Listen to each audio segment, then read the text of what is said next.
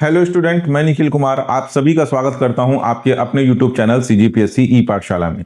CGPSC ई पाठशाला में आज का हमारा टॉपिक है छत्तीसगढ़ करंट अफेयर्स, जिसमें हम चर्चा करने वाले हैं अक्टूबर माह के करंट अफेयर्स पर। इस बार अक्टूबर माह का करंट अफेयर काफी इंपॉर्टेंट है, क्योंकि हाल ही में मुख्यमंत्री विष्णुदेव साय जी के नेतृत्व में कैबिनेट की बैठक हुई, जिसमें बहुत सारे महत्वपूर्ण निर्णय लिए गए। स्थानीय निकाय चुनाव के आरक्षण से संबंधित निर्णय लिए गए, कुछ योजनाओं के नाम परिवर्तित करके उन्हें पुनः लागू किया गया, नई औद्योगिक नीति लागू की गई, जिसका हमें काफी डिटेल में उसे पढ़ना है, क्योंकि नई औद्योगिक नीति से मल्टीपल टाइप ऑफ क्वेश्चन आगामी भर्ती परीक्षाओं में बन सकते हैं। क्योंकि जो नई औद्योगिक नीति है ये 5 साल के लिए लागू है, तो इससे अगले 2-3 साल तक वैरायटी ऑफ क्वेश्चन पूछे जाने की संभावना है। कुछ खेल प्रतिस्पर्धा हमारे प्रदेश में आयोजित हुई और आयोजित होने वाली है। ये सारा कुछ डिटेल अभी के इस क्लास में हमें कवर करना है, इंपॉर्टेंट है, ध्यान समझते हुए चलिएगा। देखिए, सीजीपीएससी ई पाठशाला के द्वारा राज्य सेवा भर्ती परीक्षा स्टेट सर्विस एग्जामिनेशन के प्रारंभिक परीक्षा यानी प्रीलिम्स के ऑनलाइन टेस्ट सीरीज कंडक्ट कराया जा रहा है। ये टेस्ट स्टार्ट होगा 20 नवंबर 2024 से। जो भी स्टूडेंट रजिस्ट्रेशन कराना चाहते हैं वे हमारे छत्तीसगढ़ ई पाठशाला मोबाइल ऐप में जाकर के रजिस्ट्रेशन करा सकते हैं। हर एक टेस्ट को अटेम्प्ट करने के बाद हर एक क्वेश्चन का व्याख्यात्मक में उत्तर आपको प्रोवाइड कराया जाएगा मोबाइल ऐप में ही, और साथ ही साथ हर टेस्ट देने के बाद उसका अलग से पीडीएफ फाइल भी, क्वेश्चन पेपर का पीडीएफ फाइल भी प्रोवाइड कराया जाएगा, जिसे आप अपने मोबाइल में सेव करके भी रख सकते हैं। तो जो भी स्टूडेंट अपना रजिस्ट्रेशन कराना चाहते हैं वो डायरेक्ट मोबाइल ऐप में भी जाकर रजिस्ट्रेशन करा सकते हैं, और साथ ही साथ इस वीडियो के डिस्क्रिप्शन में और चैट सेक्शन के पहले पिन कमेंट में आपको रजिस्ट्रेशन लिंक प्रोवाइड करा दूंगा, वहां से भी जाकर के आप अपना रजिस्ट्रेशन करा सकते हैं। 20 नवंबर से टेस्ट स्टार्ट हो रहा है, ठीक है। इसका टाइम शेड्यूल भी हमने मोबाइल ऐप में अपलोड कर दिया है। देखिए, सबसे पहले छत्तीसगढ़ स्थानीय निकाय आरक्षण 2024। छत्तीसगढ़ कैबिनेट के द्वारा 28 अक्टूबर 2024 को स्थानीय निकाय आरक्षण से संबंधित कुछ महत्वपूर्ण फैसले लिए गए। स्थानीय निकाय का मतलब यहां पे पंचायती राज और नगरीय निकाय दोनों की बात हो रही है। पंचायती राज जिसमें ग्राम पंचायत, जनपद पंचायत, जिला पंचायत आते हैं, और नगरीय निकाय का मतलब जिसमें नगर निगम, नगर पालिका और नगर पंचायत आते हैं। तो इसमें मुख्य रूप से ओबीसी के आरक्षण, ठीक है, ओबीसी के आरक्षण से संबंधित कुछ महत्वपूर्ण फैसले लिए गए हैं। सबसे पहले एक चीज ध्यान देना कि आरक्षण की अधिकतम सीमा निर्धारित की गई है 50% सुप्रीम कोर्ट के फैसले के अनुरूप, ठीक है। देखिए, पहले क्या होता था कि कोई भी राज्य राजनीतिक आधार पर जो आरक्षण की सीमा 50% को क्रॉस करके 60%, 65%, 75% तक पहुंचा देते थे, और उसमें मुख्य रूप से जो आरक्षण होता था, आरक्षण जो दिया जाता था वो ओबीसी को, क्योंकि अनुसूचित जाति जनजाति को तो आरक्षण पहले से ही दिया गया है, लेकिन ओबीसी वर्ग का आरक्षण निर्धारित नहीं है, तो उन्हें आरक्षण प्रोवाइड करके कम से कम 60, 65, 75, एक राज्य में आरक्षण की सीमा 75% तक भी पहुंच चुकी है। लेकिन सुप्रीम कोर्ट ने एक फैसले में बताया कि किसी भी कंडीशन में जो आरक्षण की अधिकतम सीमा है वो 50% से अधिक नहीं होगी, और इसी के अनुरूप कैबिनेट ने अपना नया निर्णय लिया है। अभी जो आगामी समय में हमारे प्रदेश में पंचायत और नगरीय निकाय चुनाव होने वाले हैं, तो उसे देखते हुए स्थानीय निकाय से संबंधित महत्वपूर्ण निर्णय लिए गए हैं, वो भी ओबीसी के आरक्षण से संबंधित, ठीक। ध्यान दीजिएगा, अनुसूचित जाति, अनुसूचित जनजाति, शेड्यूल्ड कास्ट और शेड्यूल्ड ट्राइब का आरक्षण कुल मिलाकर 50% या उससे अधिक है।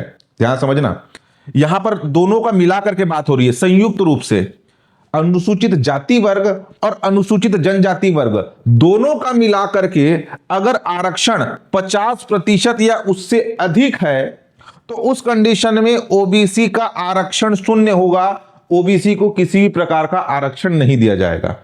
इसका मतलब ध्यान समझिएगा, स्थानीय निकाय यानी कि पंचायत और नगरीय निकाय, पंचायत ग्राम पंचायत, जनपद पंचायत, जिला पंचायत, नगरीय निकाय नगर निगम, नगर पालिका, नगर पंचायत।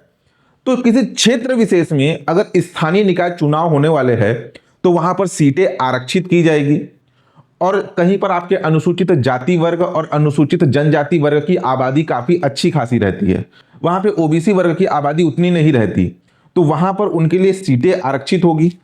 तो उस कंडीशन में अनुसूचित जाति और अनुसूचित जनजाति दोनों को मिला करके आरक्षण, इन दोनों का मिला करके आरक्षण 50% या उससे अधिक हो जाता है तो उस कंडीशन में ओबीसी वर्ग का आरक्षण क्या होगा? शून्य होगा। उनके लिए किसी प्रकार की सीटें आरक्षित नहीं होगी, क्योंकि दोनों का मिलाकर के ही 50% क्रॉस हो गया। ठीक है, अनुसूचित जाति और जनजाति दोनों को मिलाकर के ही ऑलरेडी 50% क्रॉस हो चुका है, तो इस कारण से ओबीसी वर्ग के लिए आरक्षण शून्य होगा।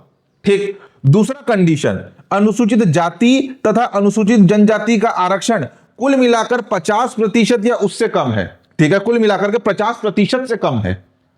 ध्यान समझना, इसमें 50% या उससे अधिक है, यानी कि 50% क्राइटेरिया पार हो गया तो ओबीसी का आरक्षण क्या होगा? शून्य होगा। दूसरा कंडीशन, अनुसूचित जाति और अनुसूचित जनजाति का आरक्षण कुल मिलाकर के 50% से कम है तो ओबीसी को आरक्षण प्रदान किया जाएगा निकाय में, यानी कि स्थानीय निकाय में ओबीसी के आबादी के अनुपात से अधिक नहीं होगा, अर्थात 50% की अधिकतम सीमा का लाभ मिलेगा।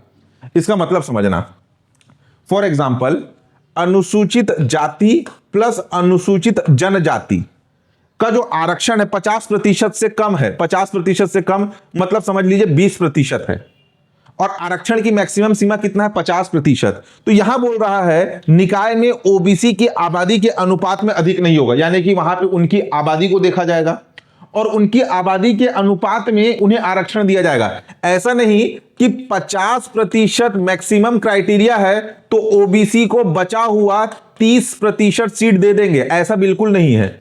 इनकी आबादी कितनी है? इनकी आबादी के अनुपात में इन्हें सीट आरक्षित होगा। हो सकता है कि आबादी के अनुपात में इन्हें 10% सीट ही आरक्षित हो। ठीक, आबादी के अनुपात में होगा और अर्थात 50% की अधिकतम सीमा का लाभ मिलेगा आबादी के अनुपात में, यानी कि इनकी आबादी इतनी अच्छी खासी है कि इन्हें हो सकता है कि मैक्सिमम 30% भी मिल जाए। यह डिपेंड करेगा आबादी के अनुपात में। फॉर एग्जाम्पल, अगर मान लीजिए कहीं स्थानीय निकाय है जहां पे चुनाव होने वाले हैं, मैं एग्जाम्पल के लिए बता रहा हूं, एससी प्लस एसटी दोनों का वहां पर आबादी है ही नहीं, उनकी आबादी शून्य है, तो उनके सीटों का आरक्षण कितना हो गया? 0। लेकिन उस क्षेत्र में अगर ओबीसी का जो आबादी है ये अच्छा खासा है तो हो सकता है कि जनसंख्या के अनुपात में उन्हें मैक्सिमम लिमिट 50% तक का भी आरक्षण मिल सकता है। डिपेंड करेगा आबादी के अनुपात में, और अलग से स्पेसिफाई किया गया है 50% की अधिकतम सीमा का लाभ मिलेगा। ठीक है, एकदम ध्यान से समझना। कैबिनेट ने मंजूरी दी है, छत्तीसगढ़ कैबिनेट की बैठक में जो निर्णय लिया गया है 28 अक्टूबर 2024 को, जिसमें सुप्रीम कोर्ट के फैसले का हवाला देते हुए कि आरक्षण की अधिकतम सीमा 50% से अधिक नहीं होगी। अगर किसी क्षेत्र विशेष में जहां चुनाव होने वाले हैं वहां पे अनुसूचित जाति और अनुसूचित जनजाति वर्ग का कुल मिलाकर के आरक्षण 50% या उससे अधिक है, ऑलरेडी 50% का क्राइटेरिया पार हो गया, 50% या उससे अधिक है तो वहां पे ओबीसी का आरक्षण शून्य होगा। लेकिन अनुसूचित जाति और जनजाति वर्ग का मिलाकर के आरक्षण, कुल मिलाकर के आरक्षण 50% से कम है तो ओबीसी वर्ग के लिए सीटें आरक्षित होगी और वह उनकी जनसंख्या के अनुपात में उनके लिए सीटें आरक्षित होगी। इन्हें अधिकतम 50% तक सीटों के अधिकतम सीमा का लाभ भी मिल सकता है। वो डिपेंड करेगा अनुसूचित जाति और जनजाति वर्ग के लिए कितने सीटें आरक्षित हो रही है, उसके ऊपर डिपेंड करेगा। ठीक है, ध्यान से समझना। कथन आधारित प्रश्न बन सकता है और आगामी चुनाव भी होने वाले हैं तो हो सकता है इसमें से कोई ना कोई क्वेश्चन अलग से उठा करके आपसे पूछे। ठीक, काफी आपके लिए इजी तरीके से मैंने यहां पर एक फ्लो चार्ट बना करके आपको समझाया है। बाकी पढ़ के देखिएगा जो कैबिनेट की निर्णय आया है, समझ में नहीं आ रहा है। ठीक है, अब यहां ध्यान देना, नीचे तरफ एक और चीज लिखा हुआ है कि निकाय में जिन पदों के आरक्षण, निकाय में यानी कि आपकी पंचायती राज और नगरीय निकाय में जिन पदों के आरक्षण राज्य स्तर से तय होते हैं, यानी कि राज्य सरकार राज्य स्तर से तय होते हैं, जैसे जिला पंचायत अध्यक्ष, नगर निगम महापौर, नगर पालिका अध्यक्ष इत्यादि, उन पदों के लिए ऐसे निकायों की कुल जनसंख्या के आधार पर उपरोक्त सिद्धांत का पालन करते हुए आरक्षित पदों की संख्या तय की जाएगी।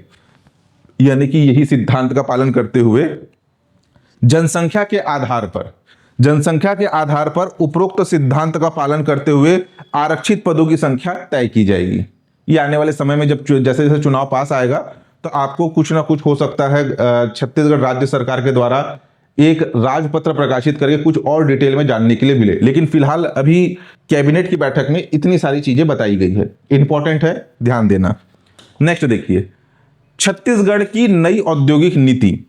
छत्तीसगढ़ की हाल ही में नई औद्योगिक नीति लागू की गई। ये कौन से क्रमांक की है? डायरेक्ट एग्जाम में क्वेश्चन आएगा, ठीक है। हाल ही में प्रदेश की जो नई औद्योगिक नीति लागू की गई है, यह कौन से क्रमांक की औद्योगिक नीति है? यह 6वें नंबर की औद्योगिक नीति है। पहले की भी एग्जाम में औद्योगिक नीति के क्रमांक से प्रश्न पूछा गया है।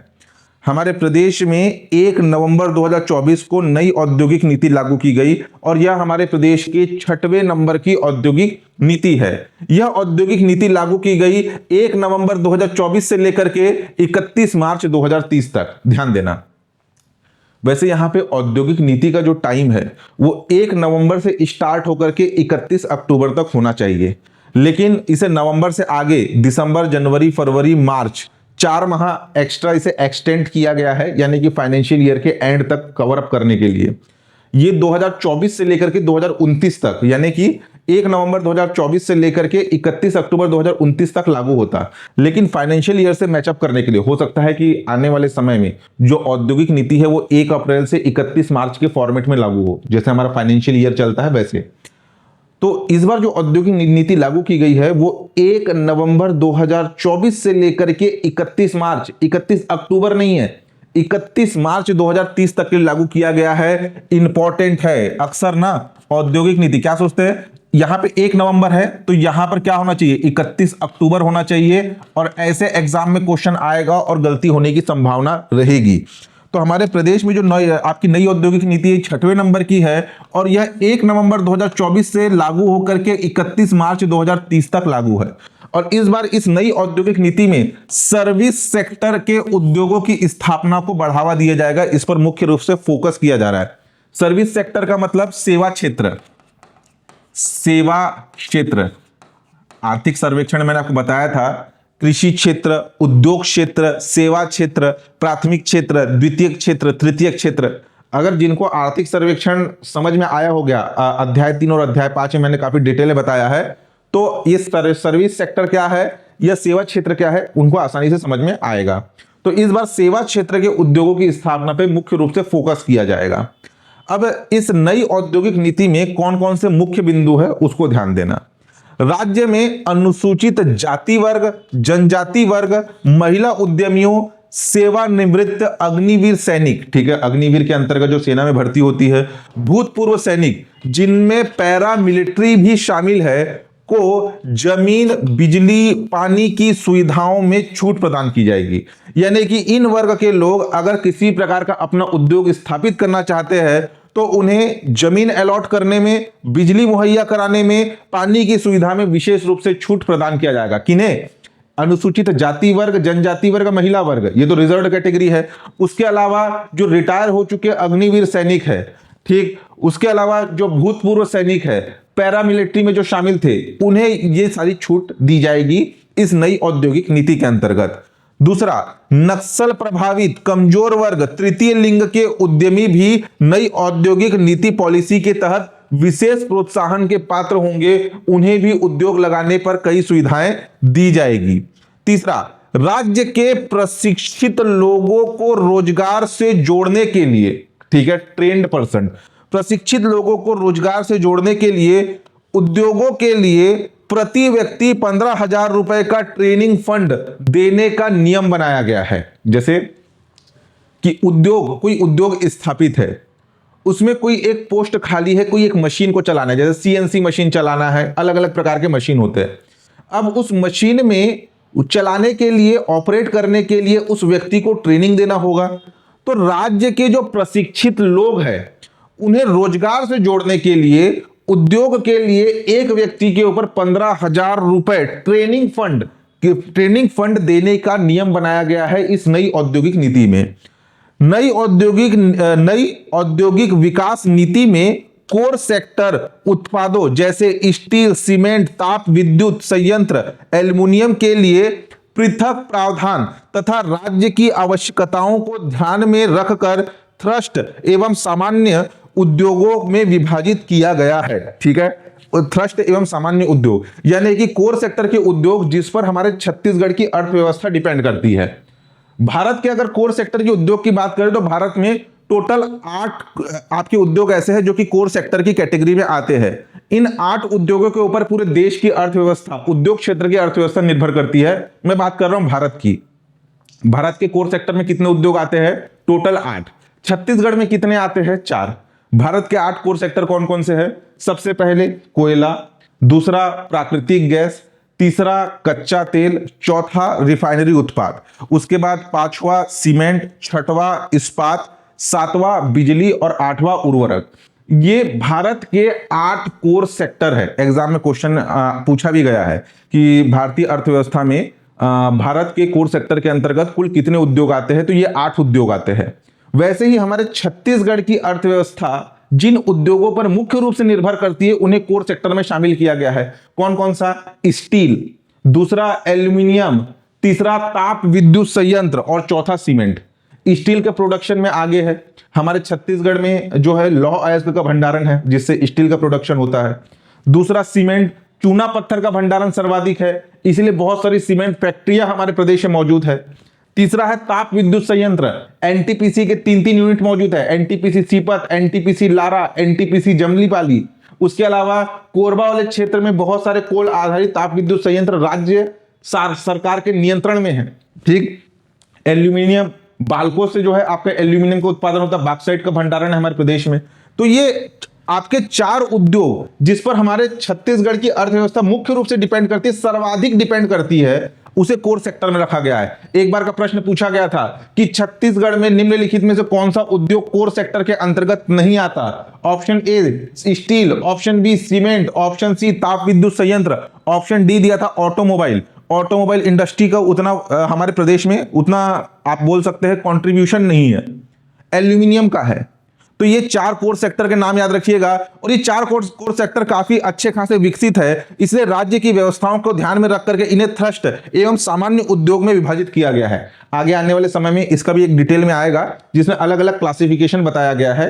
ये जो आपके जो इंडस्ट्री है, फार्मास्यूटिकल इंडस्ट्री है, आपका प्लास्टिक इंडस्ट्री है, उनको क्लासिफाइड किया गया। बेकरी उद्योग है, तो उसमें जो ऑलरेडी डेवलप है उन्हें सामान्य उद्योग के कैटेगरी में रखा गया है। कम से कम ये 4 कोर सेक्टर के नाम आपको याद होने चाहिए। उसके बाद नेक्स्ट देखिए, micro small medium enterprises. Micro यानी कि सूक्ष्म, स्मॉल यानी लघु, मीडियम इंटरप्राइजेस जिसे एमएसएमई एस के नाम से जाना जाता है, को लेकर के पहली बार नई औद्योगिक नीति में सर्विस सेक्टर पर फोकस किया जा रहा है। ठीक है, ये जो आपके सूक्ष्म लघु मध्यम उद्योगों पर भी मुख्य रूप से सर्विस सेक्टर कैटेगरी में फोकस किया जाएगा, तो ये भी याद रखना। ठीक है, इसमें जो है सर्विस सेक्टर पर फोकस किया जाएगा इस एमएसएमई को लेकर के। नई नीति में यंग एंटरप्रेन्योर को लोन देने का नियम भी बनाया गया है, यानी कि ऐसे जो युवा जो अपना खुद का उद्योग स्थापित करना चाहते हैं, यंग एंटरप्रेन्योर को लोन देने का नियम, उन्हें उद्योग स्थापित करने के लिए लोन देने का नियम बनाया गया है। युवाओं को अपना स्वयं का व्यवसाय कर आत्मनिर्भर बनाने के लिए उद्यम क्रांति का भी प्रावधान है। उद्यम क्रांति योजना लागू की जाएगी आने वाले समय में। उद्यम क्रांति योजना का भी प्रावधान है। इस योजना के अंतर्गत राज्य के शिक्षित युवा बेरोजगार अनुदान आर्थिक सहायता के साथ ऋण देने का प्रावधान किया गया है। तो ये कुछ मुख्य बिंदु है। उसके साथ साथ उन्नत इंडस्ट्रियल कॉरिडोर विकसित किया जाएगा इस नई औद्योगिक नीति में। उन्नत इंडस्ट्रियल कॉरिडोर नई नीति में तय किया गया है कि राज्य में कोरबा बिलासपुर रायपुर, ठीक है, कोरबा बिलासपुर रायपुर में सेंट्रल इंडिया का उन्नत इंडस्ट्रियल कॉरिडोर यानी कि इन्हें कनेक्ट करते हुए इंडस्ट्रियल कॉरिडोर विकसित किया जाएगा। इसके तहत तीनों शहरों में ट्रेन, एयर कनेक्टिविटी, सड़कों की सुविधा, पानी, बिजली, उद्योग लगाने के लिए जमीन मुहैया कराने पर जोर दिया जाएगा। कोई भी उद्योग वहां उसी क्षेत्र में स्थापित किए जाते हैं जहां पर ट्रांसपोर्टेशन फैसिलिटी अच्छी हो, यानी कि रेल मार्ग के द्वारा भी, सड़क मार्ग के द्वारा भी और वायु मार्ग के द्वारा भी। तो इन 3 शहरों को लेकर के उन्नत इंडस्ट्रियल कॉरिडोर विकसित किया जाएगा और यहां पर ये सारे ट्रांसपोर्टेशन फैसिलिटी प्रोवाइड कराई जाएगी। तो तो जो भी चीज बताया इंपॉर्टेंट है, प्रश्न पूछा जाएगा नई औद्योगिक नीति में जो आपका उन्नत इंडस्ट्रियल कॉरिडोर का प्रावधान है उसमें निम्नलिखित में तो कौन सा एक शहर शामिल नहीं है?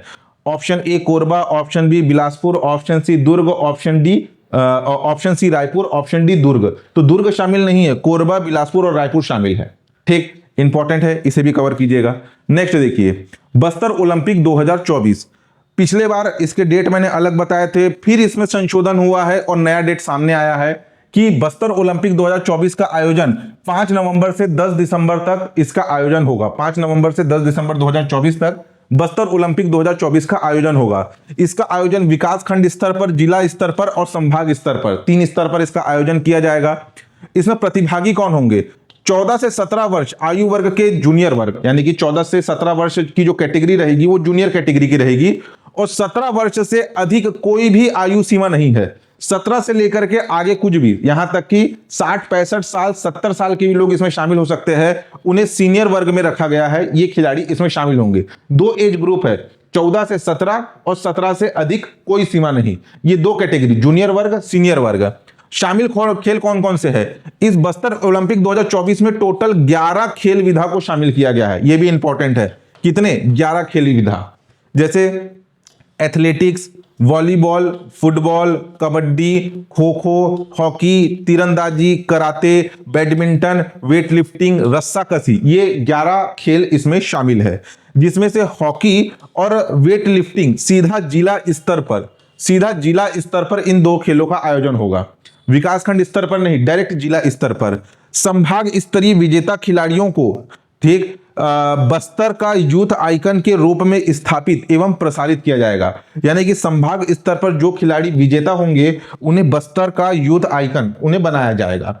इसका शुभंकर बनाया गया है वन भैंसा पहाड़ी मैना को। ठीक है, याद रखना, शुभंकर मस्कट, शुभंकर वन भैंसा प्लस पहाड़ी मैना।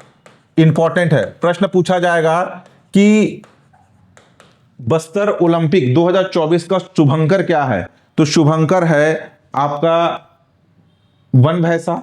ठीक है, बस्तर वाले क्षेत्र में वन भैंसे की बहुलता भी है। और पहाड़ी मैने का संरक्षण कांगेर घाटी नेशनल पार्क में किया जा रहा है।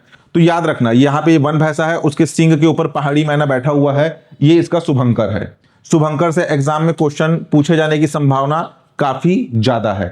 ठीक है, बस्तर ओलंपिक 2024 का शुभंकर। और इसका प्रतीक चिन्ह भी इसका प्रतीक चिन्ह यानी कि सिंबल भी लॉन्च किया गया है। इससे भी एग्जाम में क्वेश्चन आएगा। हो सकता है यहां पे आपको क्लियर कट दिखाई ना दे, थोड़ा सा नेट में सर्च कीजिएगा, बस्तर ओलंपिक 2024 का प्रतीक चिन्ह है। लेकिन यहां पर क्वेश्चन क्या पूछा जा सकता है, थोड़ा सा उसको हाईलाइट करके बता रहा हूं। बस्तर ओलंपिक 2024 का जो प्रतीक चिन्ह जो इसका उद्घाटन किया गया है, उसमें बस्तर क्षेत्र में ख्याति प्राप्त परंपरागत वाद्य यंत्र तुरही का यहां पे अंकन है। देखिए, ये 2 साइड जो है, ये क्या है? ये है आपका तुरही बस्तर क्षेत्र में मंडाई मेलों में देवी देवताओं के सम्मान में बजाई जाती है। तो इस बस्तर ओलंपिक के प्रतीक चिन्ह में तुरही है, बीच में खिलाड़ी है, 5 खिलाड़ी है। ठीक है, 5 खिलाड़ी, और लिखा हुआ है बस्तर ओलंपिक 2024, और नीचे कुछ लिखा हुआ है, वो क्या लिखा है आगे आपको बताता हूं।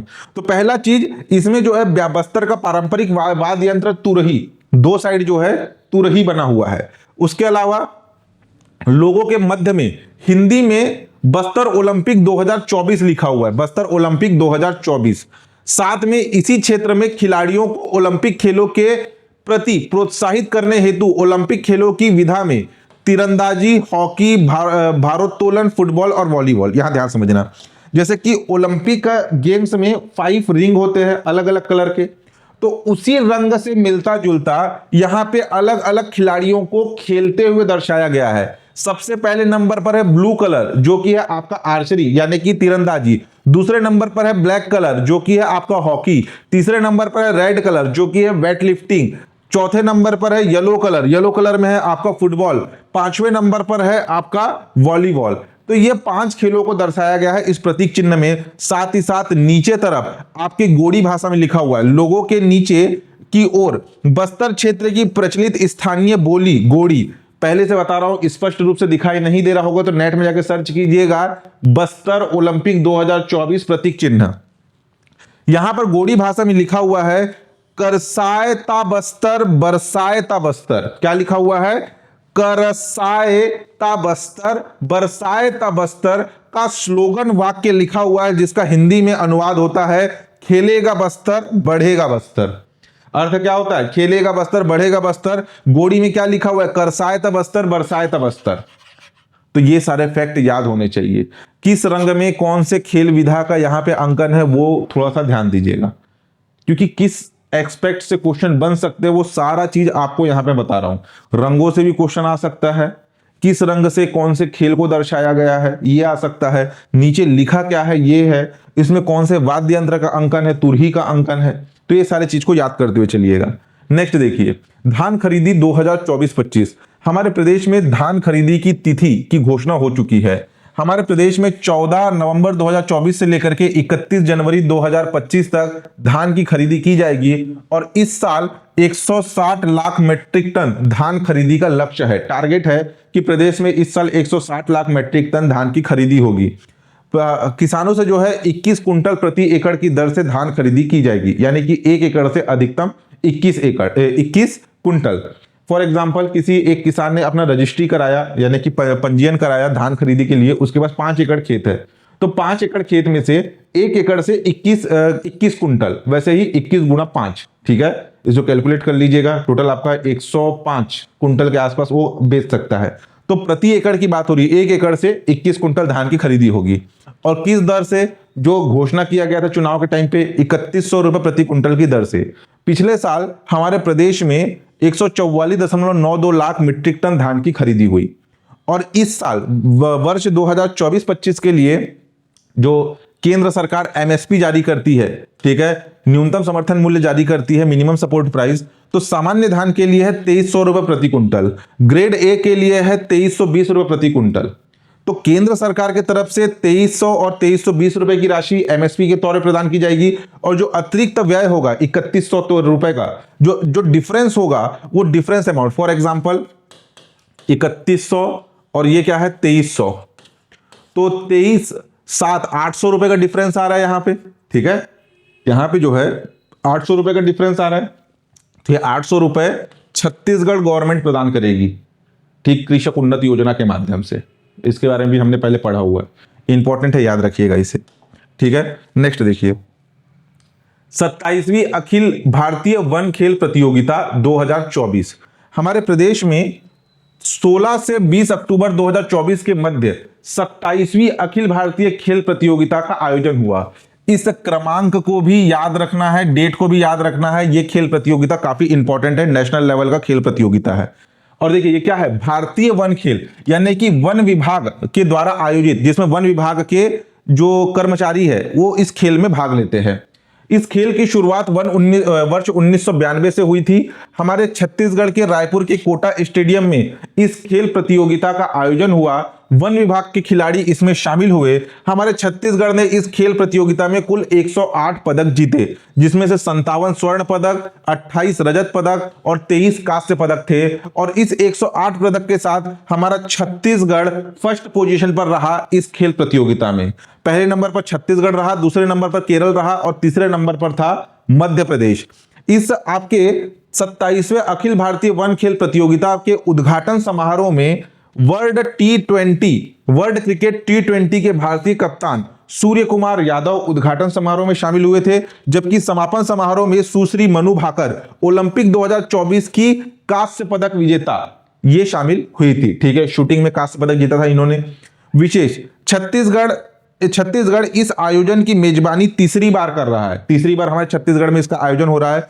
प्रतिभागियों के बीच 23 खेलों की 300 विधाओं जैसे athletics, badminton, lawn tennis, weightlifting, carrom, swimming, तीरंदाजी, कबड्डी, क्रिकेट, फुटबॉल, वॉलीबॉल जैसे खेलों के व्यक्तिगत एवं समूह खेलों का आयोजन किया गया। तो हमारा छत्तीसगढ़ फर्स्ट पोजीशन पर था। छत्तीसगढ़ ने तीसरी बार मेजबानी की। अभी हाल ही में 27वें नंबर के अखिल भारतीय वन खेल प्रतियोगिता का आयोजन हुआ। उद्घाटन समारोह में सूर्य कुमार यादव भारतीय वर्ल्ड क्रिकेट T20 के कप्तान, ठीक है, वर्ल्ड क्रिकेट टीम के T20 के भारतीय कप्तान, और मनु भाकर जिन्होंने ओलंपिक 2024 में ब्रॉन्ज मेडल जीता था। इंपॉर्टेंट है, याद रखिएगा। नेक्स्ट देखिए, प्रदेश का पहला प्राकृतिक चिकित्सा केंद्र नेचुरोपैथी सेंटर। हमारे प्रदेश के रायपुर में आयुष मेडिकल कॉलेज के पास प्रदेश का पहला प्राकृतिक चिकित्सा केंद्र नेचुरोपैथी सेंटर प्रस्तावित है। इसका शिलान्यास 29 अक्टूबर 2024 को भारत के प्रधानमंत्री नरेंद्र मोदी जी के द्वारा किया गया। वर्चुअली यानी कि ऑनलाइन आकर के उन्होंने इसका शिलान्यास किया, यानी कि एक तरीके से भूमि पूजन। अब इसका स्ट्रक्चर खड़ा किया जाएगा, इसे तैयार किया जाएगा। तो शिलान्यास भारत के प्रधानमंत्री के द्वारा किया गया। यह हमारे प्रदेश का पहला प्राकृतिक चिकित्सा केंद्र नेचुरोपैथी सेंटर है। इसका नामकरण क्या रखा गया है? केंद्रीय योग और प्राकृतिक चिकित्सा अनुसंधान संस्था, central research institute for yoga and naturopathy, ये इसका फुल फॉर्म है। इसमें जो है 100 बिस्तर वाला एक प्राकृतिक चिकित्सा केंद्र स्थापित किया जाएगा। यहां पे इस नेचुरोपैथी सेंटर में अंग्रेजी दवाओं से नहीं, ठीक है, आपके अंग्रेजी दवाओं से नहीं, बल्कि हवा, पानी, मिट्टी, धूप से इलाज किया जाएगा। हवा, पानी, मिट्टी, धूप, यानी कि कोई जख्म है उसको हवा में रख करके प्राकृतिक तौर से उपचार करना, पानी से उपचार करना, मिट्टी में बहुत प्रकार से आपके उसकी उर्वरा क्षमता होती है, उसमें बहुत तरह के मिनरल्स होते हैं, उनको उपयोग करते हुए उपचार करना, धूप के माध्यम से उपचार करना। तो कुल मिला के प्राकृतिक तरीके से उपचार किया जाएगा। विशेष रूप से इसमें जोड़ों के दर्द, हड्डियों के दर्द, मसाज थेरेपी, मोटापा, प्री डायबिटीज, मेटाबॉलिज्म सिंड्रोम और गाठिया जैसे रोगों का इलाज की सुविधा होगी। यह हमारे प्रदेश का पहला प्राकृतिक चिकित्सा केंद्र होगा, जिसका नाम है केंद्रीय योग और प्राकृतिक चिकित्सा अनुसंधान संस्था। इंपॉर्टेंट है, याद रखिएगा, रायपुर में इसकी स्थापना की जा रही है। नेक्स्ट देखिए, सशस्त्र सैन्य समारोह। हमारे प्रदेश में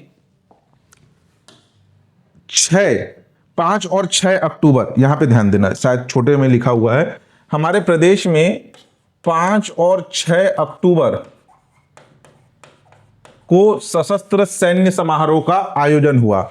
ठीक है, यानी कि सेना कि जो आपके इक्विपमेंट होते हैं, जैसे कि टैंक हो गए, उनके हथियार हो गए, राइफल्स हो गए, बंदूक की गोलियां हो गई, उन सारे चीजों की प्रदर्शनी लगाई गई। सेना के जवानों के द्वारा रण कौशल का प्रदर्शन किया गया, ठीक है, यानी कि उन्होंने अपना पराक्रम दिखाया।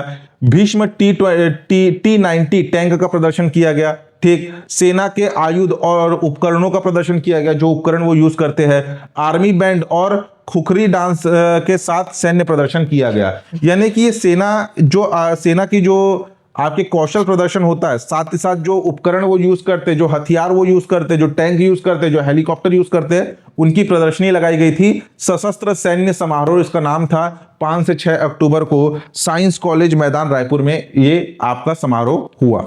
नेक्स्ट देखिए, नक्सलियों के खिलाफ सबसे बड़ा ऑपरेशन। हमारे प्रदेश में नक्सलियों के खिलाफ सबसे बड़ा ऑपरेशन ये हुआ थुलथुली में।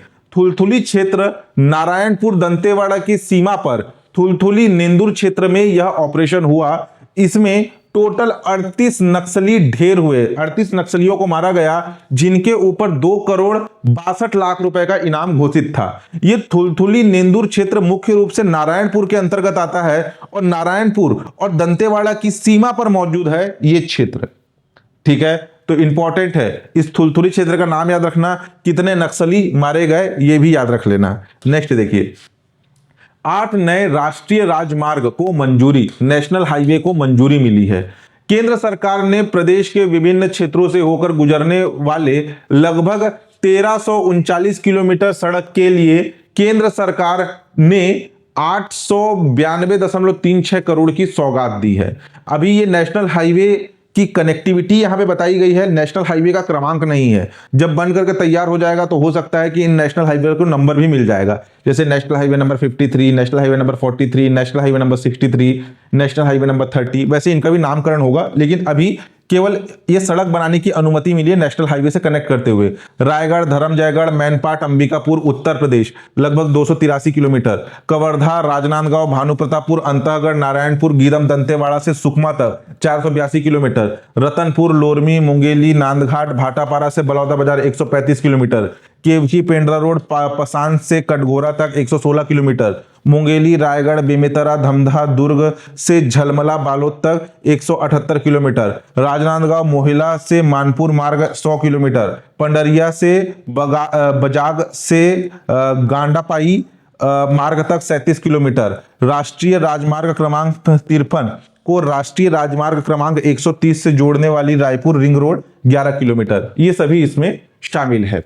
ठीक है, वैसे यहाँ पे जो किलोमीटर दिया है ना, इसको आप ऐड करेंगे तो ये इसके बराबर नहीं होता, लेकिन न्यूज में आया था, 2-3 न्यूज आर्टिकल देखे तो यही किलोमीटर दिखा है, तो एक बार इसको नजर मार लेना। आने वाले समय में हो सकता है कि नेशनल हाईवे को कोई नंबर भी मिल जाएगा।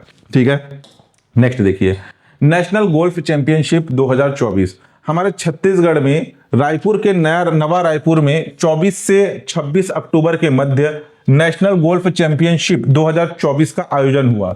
इसे national golf federation of India के द्वारा आयोजित किया गया। इस नेशनल गोल्फ चैंपियनशिप में फर्स्ट पोजीशन पर रहा पंजाब, जिसे 10 लाख रुपए की नगद राशि, सेकंड पोजीशन पर रहा महाराष्ट्र, जिसे 6 लाख रुपए की राशि प्रदान की गई। ठीक है, यानी कि रनर अप को 6 लाख रुपए मिले। छत्तीसगढ़ में पहली बार नेशनल गोल्फ चैंपियनशिप का आयोजन हुआ है, फर्स्ट टाइम है जब छत्तीसगढ़ में नेशनल गोल्फ चैंपियनशिप का आयोजन हुआ। नवा रायपुर में गोल्फ खेल के लिए 200 एकड़ का क्षेत्र सुरक्षित है। इंपॉर्टेंट है, इसे भी याद रख लेना। पहली बार आयोजित हुआ, कहां पर आयोजित हुआ? नवा रायपुर में। नेक्स्ट है लोकमान्य जयप्रकाश सम्मान निधि योजना। ये क्या है? इसके लाभार्थी है मीसाबंदी, जिन्हें लोकतंत्र सेनानी भी कहा जाता है। मीसाबंदी ये एक प्रकार की राजनीतिक योजना है। किस प्रकार से राजनीतिक योजना है? ये हमारे देश में 2 प्रमुख राजनीतिक दल है, एक है आपका बीजेपी, दूसरा है कांग्रेस। ठीक है, तो कांग्रेस की जब प्रधानमंत्री थी इंदिरा गांधी जी, उन्होंने अपने कार्यकाल के दौरान जो आपातकाल लगाए थे और उन आपातकाल के विरोध करते हुए जिन भी लोगों को जेल में बंद किया गया, जिन भी लोगों की मृत्यु हुई, जिन भी लोगों की कारावास की सजा हुई, उन्हें कहा जाता है मीसाबंदी, जिसे मुख्य रूप से बीजेपी कार्यकर्ता शामिल थे। ठीक है, बीजेपी के प्रमुख नेता शामिल थे। तो वर्ष 2008 से लोकमान्य जयप्रकाश नारायण सम्मान निधि योजना, यह इसकी शुरुआत हमारे प्रदेश में थी। आपातकाल में जेल गए मीसाबंदियों को लोकतंत्र सेनानी बताते हुए उन्हें सम्मान निधि देना शुरू किया गया था। ठीक है, आपातकाल यानी कि इंदिरा गांधी जी के टाइम पीरियड की बात हो रही है। इसमें 1 माह से कम अवधि के निरुद्ध व्यक्ति, यानी कि जिन्हें 1 माह से कम समय के लिए जेल में रखा गया, उन्हें 8,000 रुपए, उनके परिवारजनों को 8,000 रुपए प्रति माह। 1 से 5 माह तक निरुद्ध व्यक्ति जो कि इस आपातकाल से 1 से 5 माह तक प्रभावित हुए या जेल में की सजा हुई, उन्हें 15,000 रुपए प्रति माह, और 5 माह तथा उससे अधिक निरुद्ध व्यक्ति उन्हें 25,000 रुपए प्रति माह लोकनायक जयप्रकाश सम्मान निधि योजना के तहत प्रदान की जाती है। विशेष अभी हाल ही में जो कैबिनेट की बैठक हुई, उसमें निर्णय लिया गया कि लोकनायक जयप्रकाश नारायण मीसा DIR के तहत दिवंगत लोकतंत्र सेनानियों को, यानी कि मीसाबंदियों को राजकीय सम्मान के साथ अंत्येष्टि की जाएगी। इसके लिए परिवार को 25,000 रुपए की सहायता प्रदान की जाएगी। यानी कि जो जीवित है, जो उस समय आपातकाल में शामिल थे, अगर उनकी मृत्यु हो जाती है तो उनके अंत्येष्टि यानी कि अंतिम संस्कार के लिए 25,000 रुपए की सहायता राशि भी इस योजना के तहत प्रदान की जाएगी। इंपॉर्टेंट है, याद रख लेना। और ये योजना लागू कब हुआ था वो भी याद रखना, 2008 में इसे आपके रमन सिंह जी के कार्यकाल में इस योजना की शुरुआत हुई थी। नेक्स्ट, रबी फसल के लिए MSP यानी कि न्यूनतम समर्थन मूल्य।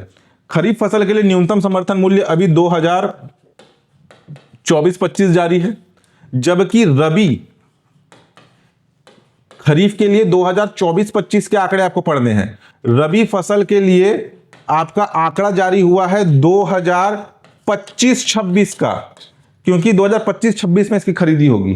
ठीक है, इसको लिए कंफ्यूज मत होना। 24-25 का आंकड़ा दिया गया, 25-26 का आंकड़ा जारी हो चुका है। ये खरीफ का है, जो भी मैंने आपको सामान्य धान का 2300 रुपए रेट बताया, वो खरीफ 2024-25 का है।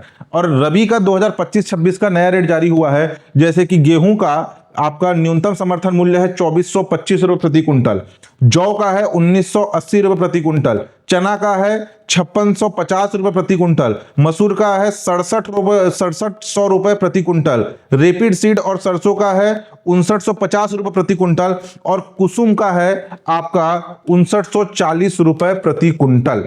ठीक है, तो ये रबी के फसल का भी न्यूनतम समर्थन मूल्य 2025-26 के लिए याद रखना। गेहूं का 2425, जौ का 1980, चने का 5,650, मसूर का 6,700, रेपिड सीड और सरसों का 5,950, कुसुम का 5,940। इंपॉर्टेंट है, याद रखिएगा। नेक्स्ट देखिए, एमएसपी में कितना वृद्धि हुआ, पिछला एमएसपी क्या था, लागत मार्जिन क्या है, ठीक है। ये सारे चीज को भी अगर आप याद कर सकते हैं याद कर लीजिएगा, लेकिन मुख्य रूप से न्यूनतम समर्थन मूल्य का रेट याद होना चाहिए, ठीक। नेक्स्ट, 5वें राष्ट्रीय जल पुरस्कार 2023 जल मंत्रालय, ठीक है, जल शक्ति मंत्रालय के द्वारा 5वें राष्ट्रीय जल पुरस्कार 2023 की घोषणा हुई। यह पुरस्कार प्रदान किया गया भारत के राष्ट्रपति श्रीमती द्रौपदी मुर्मू जी के द्वारा। इसमें 9 श्रेणियों पर पुरस्कार दिए गए, जैसे कि सर्वश्रेष्ठ राज्य की श्रेणी, सर्वश्रेष्ठ जिले की श्रेणी, सर्वश्रेष्ठ ग्राम पंचायत, सर्वश्रेष्ठ शहरी स्थानीय निकाय, सर्वश्रेष्ठ विद्यालय या महाविद्यालय, सर्वश्रेष्ठ उद्योग, सर्वश्रेष्ठ जल उपयोगकर्ता संघ, सर्वश्रेष्ठ संस्था यानी विद्यालय महाविद्यालय के अलावा, और सर्वश्रेष्ठ नागरिक समाज के लिए संयुक्त विजेताओं सहित 38 विजेताओं की घोषणा हुई है इस 5वें राष्ट्रीय जल पुरस्कार में। हमारे छत्तीसगढ़ का भी एक विलेज इसमें शामिल है। अगर बेस्ट स्टेट की बात करें तो फर्स्ट नंबर पर है उड़ीसा, सेकंड नंबर पर है उत्तर प्रदेश, और थर्ड नंबर पर संयुक्त रूप से है आपके केंद्र शासित प्रदेश पांडिचेरी और गुजरात। यहां पे अलग अलग जिले भी दिए गए, जिले की कैटेगरी देख सकते हैं। हमारे लिए इंपॉर्टेंट है आपका बेस्ट विलेज पंचायत यानी कि ग्राम पंचायत। इसमें सेकंड पोजीशन पर, ठीक है, यहां पर ध्यान देना, इसमें सेकंड पोजीशन पर था हमारा मासुल पानी कांकेर जिले का मासुल पानी ग्राम पंचायत, जिसे बेस्ट विलेज कैटेगरी में सेकंड पुरस्कार प्राप्त हुआ, द्वितीय श्रेणी का पुरस्कार प्राप्त हुआ है मुसाल पानी कांकेर को, ठीक है, इंपॉर्टेंट है, याद रखिएगा। नेक्स्ट देखिए, राष्ट्रपति श्रीमती द्रौपदी मुर्मू छत्तीसगढ़ प्रवास। भारत की राष्ट्रपति छत्तीसगढ़ में 2 दिवसीय प्रवास पर आई थी 25-26 अक्टूबर 2024 को। हमारे छत्तीसगढ़ के कुछ संस्थानों के दीक्षांत समारोह में वो शामिल होने आई थी, तो वो भी थोड़ा सा याद रख लेना। हो सकता है आजकल ना किस प्रकार का क्वेश्चन एग्जाम में पूछा जाएगा कोई अंदाजा नहीं लगाया जा सकता, ठीक है, कुछ भी उठपटांग क्वेश्चन आता है। अगर पिछले साल पीएससी की अगर बात करें ना, तो उस समय जो भेंट कार्यक्रम चल रहा था मुख्यमंत्री भूपेश बघेल जी का, उस समय तत्कालीन मुख्यमंत्री थे, तो उन्होंने किस स्थान से भेंट कार्यक्रम की शुरुआत की, ऐसे टाइप के क्वेश्चन आते हैं। तो हो सकता है कि ऐसे भी कुछ क्वेश्चन बन जाए, हम इसको छोड़ नहीं सकते। तो भारत की राष्ट्रपति जब छत्तीसगढ़ में, ये तो इनका राष्ट्रपति के जो है 2 दिवसीय इनका प्रवास था, और 2 दिवसीय प्रवास में उन्होंने कौन कौन से दीक्षांत समारोह में वो शामिल हुए और कौन से क्रमांक का दीक्षांत समारोह था वो संस्था का, वो भी याद रख लेना। सबसे पहले नंबर पर है अखिल भारतीय आयुर्विज्ञान संस्था, जिसे एम्स के नाम से जाना जाता है, all India institute of medical science Raipur, जिसके द्वितीय दीक्षांत समारोह में, ठीक है, जिसके जो है द्वितीय सेकंड नंबर के दीक्षांत समारोह में ये शामिल हुई। उसके बाद आपका राष्ट्रीय प्रौद्योगिकी संस्था, जिसे NIT national institute of technology Raipur के नाम से जाना जाता है, इनके 14वां नंबर का जो आपका 14th नंबर का दीक्षांत समारोह था उसमें शामिल हुई। भारतीय प्रौद्योगिकी संस्था IIT Indian institute of technology Bhilai के नाम से जाना जाता है, इनके 4थे नंबर के दीक्षांत समारोह में यह शामिल हुई। और पंडित दीनदयाल उपाध्याय स्मृति स्वास्थ्य विज्ञान एवं आयुष विश्वविद्यालय रायपुर के 3य दीक्षांत समारोह में यह शामिल हुई थी। तो कौन से क्रमांक का दीक्षांत समारोह था जिसमें राष्ट्रपति ने भाग लिया, वो इंपॉर्टेंट है। साथ ही साथ 25 अक्टूबर 2024 को भारत की माननीय राष्ट्रपति श्रीमती द्रौपदी मुर्मू जी के हाथों महतारी वंदन योजना की 9वीं किस्त जारी की गई। इंपॉर्टेंट है, ठीक है, राष्ट्रपति के द्वारा कौन सी किस्त जारी किया गया, 9वें नंबर का किस्त जारी किया गया। महतारी वंदन योजना के तहत 1000 रुपए की राशि महिलाओं को प्रदान किया जाता है, और इसकी 9वीं किस्त जारी की गई है दीपावली से पहले भारत की राष्ट्रपति श्रीमती द्रौपदी मुर्मू जी के द्वारा। छत्तीसगढ़ शासन आदिम जाति कल्याण विभाग द्वारा प्रकाशित 3 पुस्तक, आदि नारी है आदिवासी महिलाओं की अस्मिता और गौरव गाथा, एक पुस्तक, वन अधिकारों की मान्यता अधिनियम के क्रियान्वयन हेतु मार्गदर्शिका, दूसरी पुस्तक, और पोदड़ गुमा पेन करसाड़, पोदड़ गुमा पेन कक्साड़, ये तीसरी पुस्तक। इन 3 पुस्तकों का विमोचन भी भारत की राष्ट्रपति श्रीमती द्रौपदी मुर्मू जी के द्वारा किया गया अपने 2 दिवसीय प्रवास के दौरान। तो इन 3 पुस्तकों के नाम और कौन से नंबर की किस्त जारी की गई महतारी वंदन योजना की, ये दोनों को भी याद रखना है। नेक्स्ट देखिए, ग्राम चिकित्सालय वेब सीरीज की शूटिंग छत्तीसगढ़ के राजनांदगांव में की जाएगी। मुख्यमंत्री विष्णुदेव साय ने सीएम हाउस का कार्यालय रायपुर में 27 अक्टूबर को वेब सीरीज ग्राम चिकित्सालय के मुहूर्त शॉट का क्लैप किया। ये आप में से अधिकांश लोग जो पिक्चर देखने के शौकीन होंगे, ये ओटीटी प्लेटफॉर्म पंचायत काफी फेमस है, ठीक है। काफी अच्छे तरीके से गांव की राजनीति को इसमें दिखाया गया है। पंचायत सचिव, ग्राम प्रधान, ठीक है, उप प्रधान, आपका सहायक सचिव, काफी बहुत अच्छे तरीके से अगर पिक्चर देखने के, वेब सीरीज देखने के शौकीन होंगे तो आप में से अधिकांश लोग ये पंचायत वेब सीरीज देखे होंगे। मेरा तो पर्सनली काफी फेवरेट वेब सीरीज है ये। इसके तीनों सीजन मैंने देखे हुए हैं।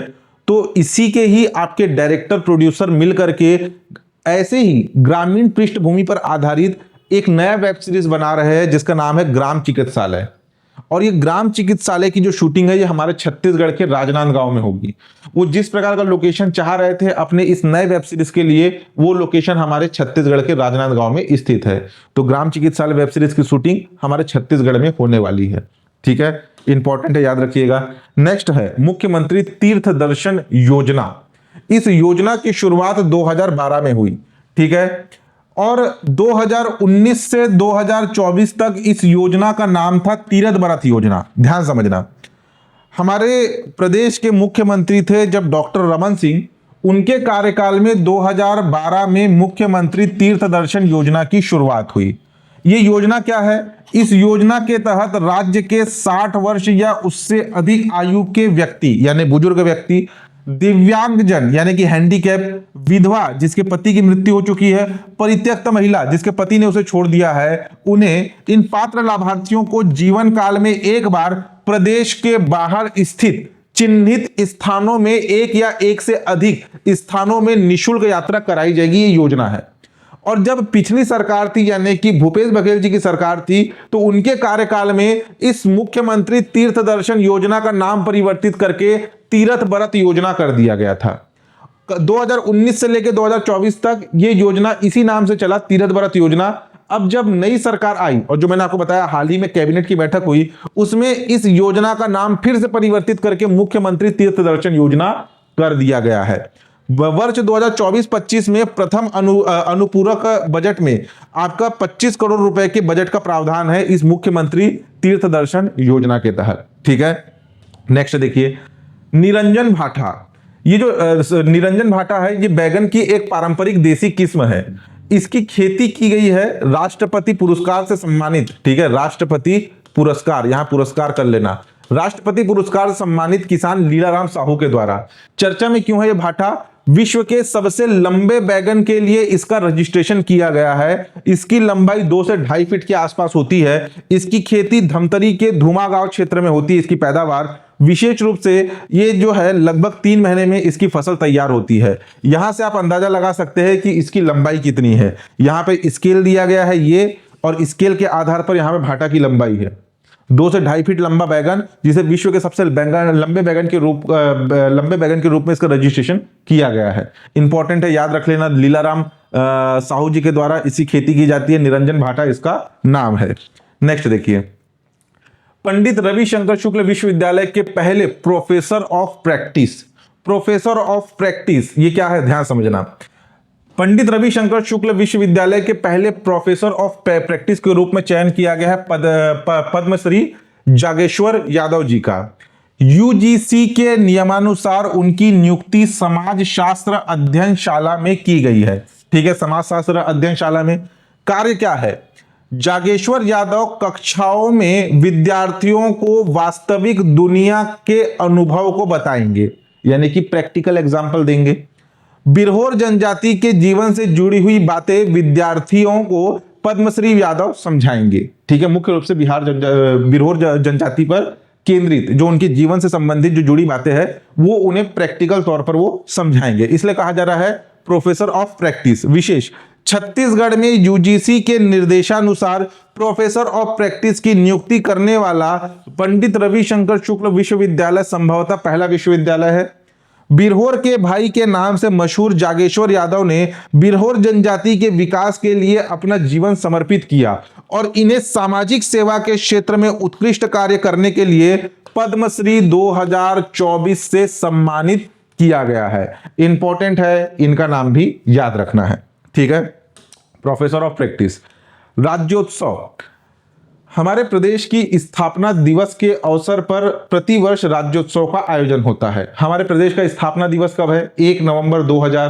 प्रतिवर्ष 1 नवंबर को आपका राज्य स्थापना दिवस मनाया जाता है और इसी दिन से राज्योत्सव का आयोजन होता है।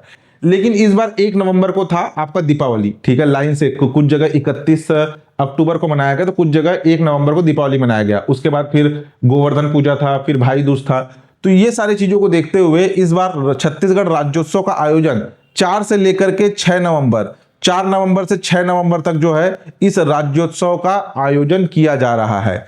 इसकी स्थापना दिवस ध्यान दीजिएगा, इसका उद्घाटन होगा राज्योत्सव मैदान नवा रायपुर अटल नगर में, जिसे मुख्य अतिथि के रूप में शामिल होंगे मध्य प्रदेश के मुख्यमंत्री डॉक्टर मोहन यादव। प्रश्न पूछा जाएगा, राज्योत्सव में मुख्य अतिथि के रूप में कौन शामिल हुए?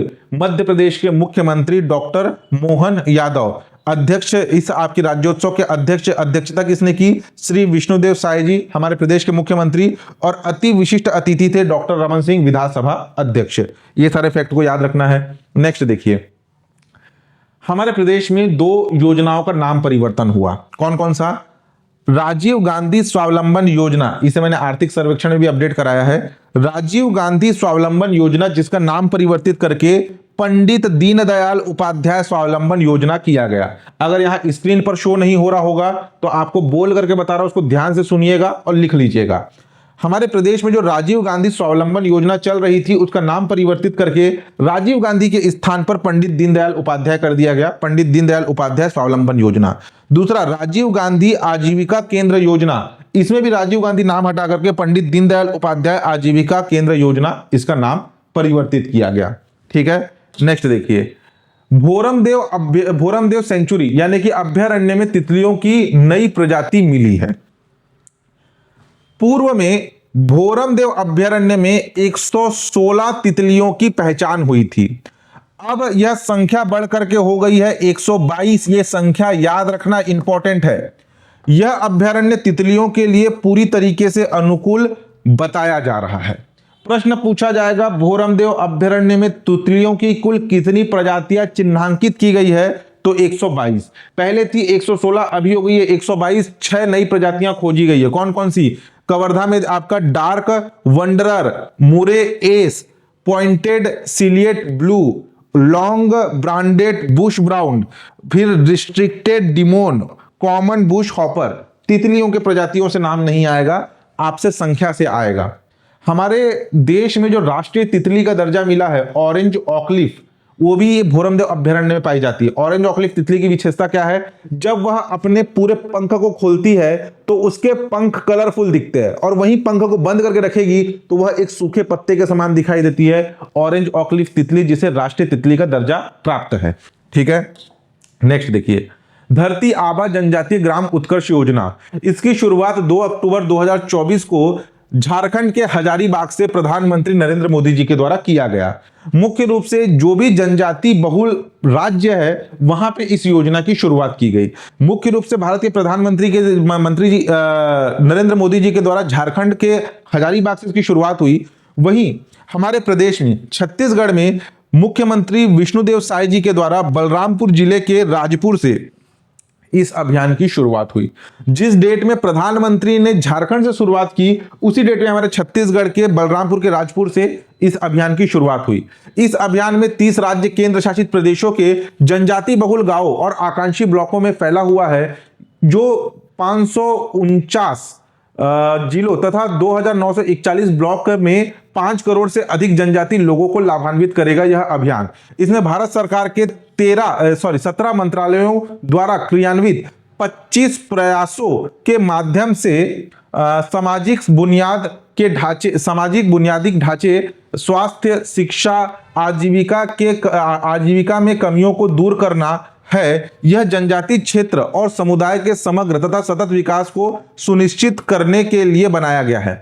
यानी अलग अलग मंत्रालयों के द्वारा जो जनजाति बहुल क्षेत्र के लिए अलग अलग विकासात्मक योजना चलाए जा रहे हैं, उस सभी को इस अभियान के माध्यम से एक मंच में ला करके जनजातियों को जागरूक किया जाएगा और उन्हें जो है आपके सामाजिक बुनियादी ढांचे, स्वास्थ्य, शिक्षा, आजीविका की कमियों को दूर किया जाएगा। ये इसका मुख्य उद्देश्य है। धरती आबा जनजाति ग्राम उत्कर्ष अभियान छत्तीसगढ़ के बलरामपुर जिले के राजपुर से इसकी शुरुआत हुई।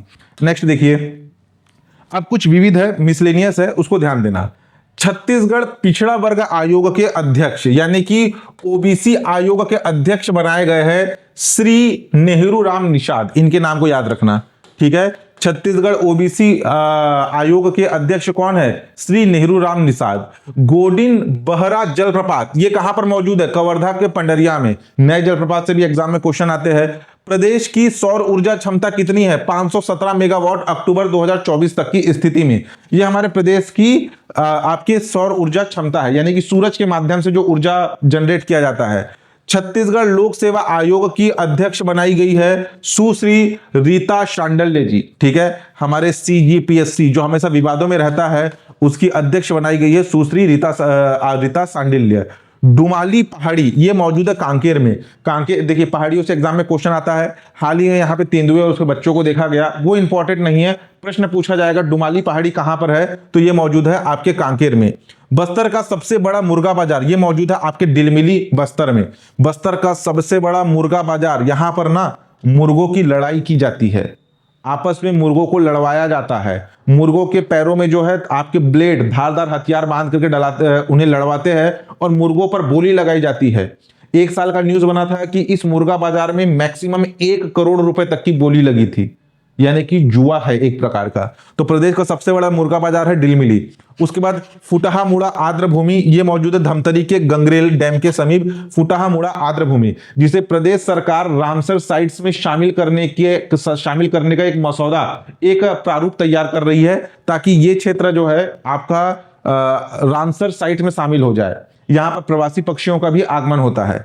उसके बाद आपके वेलनेस टूरिज्म प्रस्तावित है नवा रायपुर के सेंध लेक में। नवा रायपुर का सेंध लेक जहां पे सूर्योदय और सूर्यास्त का मनोरम दृश्य दिखाई दे रहा है, वहां पर वेलनेस टूरिज्म प्रस्तावित है। याद रखना सेंध लेक कहां पर है? रायपुर के नवा रायपुर के समीप। छत्तीसगढ़ के समाजवादी विचारक एवं हित चिंतक पुस्तक के लेखक कौन है? इंपॉर्टेंट है, ये पुस्तक को भी याद रखना। छत्तीसगढ़ के समाजवादी विचारक एवं हित चिंतक, इसके लेखक है डॉक्टर सुभाष चंद्राकर। प्रदेश का 5वां शक्कर कारखाना संभावित है, अभी इसका ऐसा पूरे श्योरिटी के साथ नहीं बोल सकते, बस प्रस्तावित है। राजस्व विभाग अभी भूमि ढूंढ रहा है, कहां पर? कबीरधाम जिले में। कबीरधाम जिले जो कि गन्ना की पैदावार के लिए काफी सर्वाधिक गन्ना की पैदावार होती है कबीरधाम जिले में। और कबीरधाम जिले में ऑलरेडी 2 शक्कर कारखाने, कौन कौन सा? एक भोरमदेव और दूसरा सरदार वल्लभ भाई पटेल। तो ये कवर्धा जिले का तीसरा और हमारे प्रदेश का 5वां शक्कर कारखाना हो सकता है, संभावित है। बेमेतरा जिले में 11 एथेनॉल प्लांट स्थापित किए जाएंगे, बस अभी घोषणा हुई है, आने वाले समय में और अपडेट मिलेगा। मुख्यमंत्री श्री विष्णुदेव साय जी ने भगवान बिरसा मुंडा, ठीक है, मुंडा जनजाति के एक प्रमुख आपके नेतृत्व करता थे, की जयंती के अवसर पर 15 नवंबर को छत्तीसगढ़ के हर जिले में जनजाति गौरव दिवस मनाने की घोषणा की है। इस वर्ष भगवान बिरसा मुंडा की 150वीं जयंती थी, ठीक है। तो किस डेट में मनाया गया? 15 नवंबर को। क्या? जनजाति गौरव दिवस। तो यहां पर आपका छत्तीसगढ़ करंट अफेयर अक्टूबर माह होता है समाप्त। किसी भी प्रकार का डाउट हो तो आप नीचे कमेंट करके पूछ सकते हैं। चैनल पे नए हैं तो चैनल को सब्सक्राइब कीजिएगा, लाइक और शेयर जरूर कीजिएगा। और हाँ, जो भी स्टूडेंट टेस्ट सीरीज ज्वाइन करना चाहते हैं वो नीचे चैट सेक्शन के पहले पिन कमेंट में दिए गए रजिस्ट्रेशन लिंक से जाकर के या हमारे डायरेक्ट छत्तीसगढ़ ई पाठशाला मोबाइल ऐप में भी जाकर के अपना रजिस्ट्रेशन करा सकते हैं। चलिए, धन्यवाद।